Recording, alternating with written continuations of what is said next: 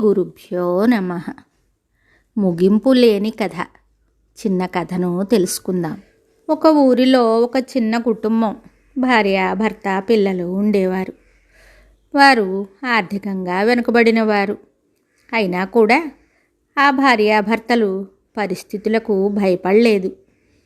ధైర్యంగా వారికి వచ్చిన విద్యతో పనిచేసి పిల్లల్ని పోషించుకుంటూ వారిని చదివించేవారు. ఉన్నంతలో చాలా సంతోషంగా ఉండేవారు. అలా కొంతకాలం అయ్యేసరికి ఆ పిల్లలు కొంచెం పెరిగి పెద్దవారయ్యారు. ఈలోగా ఆమె భర్త అనారోగ్యంతో కన్నుమూశారు. అయినా ఆ తల్లి ధైర్యం తెచ్చుకుని బాధను దిగమింగి అలాగే పనిచేస్తూ ఆ పిల్లల్ని చదివించి పెద్ద చేసింది. ఆడపిల్లకు పెళ్లి చేసింది. అచ్చట ముచ్చట తీర్చింది. అబ్బాయికి ఉద్యోగం వచ్చింది. ఆ పిల్లవానికి కూడా పెళ్లి చేసింది. ఈ పనులన్నీ చేయటానికి ఆవిడకు శారీరకంగానూ మానసికంగానూ ఎంత శక్తి కావాలి? 2 ఎద్దులు లాగే బండిని ఒక ఎద్దు లేకపోతే ఆ భారం కూడా ఉన్న ఎద్దు మీదే పడుతుంది. అయినా ఆవిడ భగవంతునిపై భారం వేసి ఆ కుటుంబ భారం మోస్తూ వచ్చింది. పిల్లలు బాధ్యతలు తీరాకైనా ఆవిడకు విశ్రాంతి కావాలి కదా. కానీ ఆవిడకు ఓపిక తగ్గి వయసు మీద పడుతోంది. కానీ కుటుంబ భారం తగ్గలేదు. సరికదా, మోయలేని భారం అయ్యింది. ఆవిడ చాలా ఉదాత్తమైన స్వభావం కలవారు. కష్టానికి కుంగలేదు, సుఖానికి పొంగిపోలేదు. రెండింటినీ సమానంగా చూసినవారు. చాలా సాధు స్వభావి. ఇతరుల కష్టాన్ని చూసి చెలించిపోయే గుణం ఆమెది. అలాంటి ఆవిడకు ఈ కష్టమేమిటి అని అనిపిస్తుంది.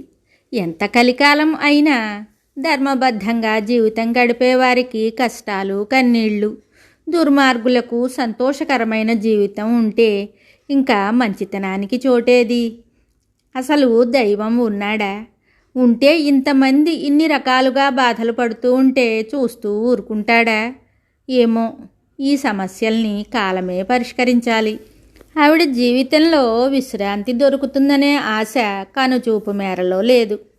ఆవిడ కష్టానికి, బాధకు అంతం ఎప్పుడు? ఆవిడ జీవితకాలంలో అసలు విశ్రాంతి దొరుకుతుందా, లేక దేవుడిచ్చే విశ్రాంతేనా? ఈ కాలంలో ఇలాంటి ముగింపు లేని కథలు ఎన్నెన్నో. ఆవిడ మానసిక క్షోభను అర్థం చేసుకునేవారు ఎవరూ లేరు. భగవంతునికైనా ఆమె మీద దయ కలుగుతుందేమో చూడాలి. ఆవిడ మానసిక క్షోభను దైవమైనా అర్థం చేసుకుని ఆవిడకు మంచి రోజులు రావాలని, ఆవిడ జీవితం సంతోషంగా గడపాలని ఆశిద్దాం. ఈ కాలం మనుషులకు తన పరా భేదం లేదు. నా వారా బయటవారా అని కాదు. ఎవరికైనా సరే ఎదుటివారి కష్టంతో పని లేదు. ఎదుటివారి గురించి ఆలోచించే మానవత్వం కానీ, వారు పడే కష్టాన్ని అర్థం చేసుకునే మనసు కానీ లేవు. ఎవరి స్వార్థం వారిది. మన వల్ల ఎదుటి వ్యక్తికి కష్టం కలుగుతోందనే ఆలోచన వారికి కలిగితే వారు మనుషులే. ఎవరేమైతే మనకెందుకు, మన సుఖం మనకు ముఖ్యం అనుకునేవారిని ఏమనాలో ఆ జీవుల్ని పుట్టించిన ఆ దేవుడికే తెలియాలి. ఎదుటివాని కష్టంతో, కన్నీటితో బ్రతికే వాళ్ళకి ప్రస్తుతం వారి జీవితం సుఖంగా ఉండవచ్చు. ఎదుటివాని కన్నీటితో దాహం తీర్చుకోవచ్చు. కానీ కాలం ఎప్పుడూ ఒకేలా ఉండదు. ప్రతి ఒక్కరూ వారు చేసిన పనికి మూల్యం చెల్లించాలి. ఆ సమయం వచ్చినప్పుడు వారు వారికి వచ్చిన కష్టాలని తట్టుకోలేక, బాధలు పడలేక, ఏడుద్దామన్నా కన్నీరు రాక, నరకయాతన అనుభవిస్తూ చద్దామన్నా చావు రాక, ఆ పరిస్థితిలో వారు వారి జీవితంలో చేసిన తప్పులన్నీ గుర్తు చేసి మరీ వారి జీవితాన్ని ముగిస్తాడు దేవుడు. అది అర్థం చేసుకోలేక, తెలుసుకోలేక ఎదుటి వాళ్లను ఏడిపించటమే ధ్యేయంగా బ్రతుకుతున్నారు కొందరు. దాన్ని రాక్షస ప్రవృత్తి అంటారు. మనిషిగా పుట్టి మంచి మనసు, మానవత్వంతో ఉన్నవారెవ్వరూ ఇటువంటి పనులు చెయ్యరు. మనిషిగా బ్రతకాలి, రాక్షసుడిగా మారకూడదు. కష్టం కలకాలం ఉండదు, మంచి రోజులు వస్తాయి అని అంటారు. కానీ ప్రస్తుత పరిస్థితి అలా లేదు. కష్టాలతోనే జీవితాలు కడతేరుతున్నాయి.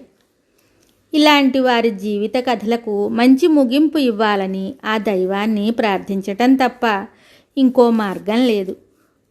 మనిషి కాకపోయినా పర్వాలేదు, కనీసం మనిషిగా మనుగడ సాగించాలని కోరుతూ, అందరూ మంచిగా సంతోషంగా ఉండాలని ఆశిస్తూ మీ నేస్తం. శుభం.